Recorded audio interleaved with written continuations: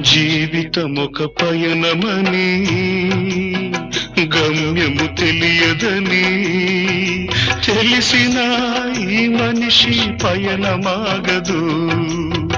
జననం ధర్మమని మరణం కర్మమని తెలిసిన జనన మరణ చక్రమాగదు.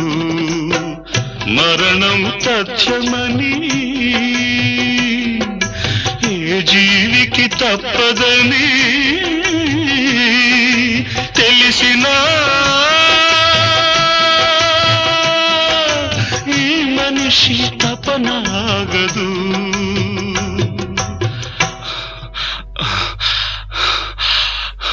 ఈ బ్రతుకు తపనాగదు. ఆగదు ఏ నిమిషము నీ కోసము.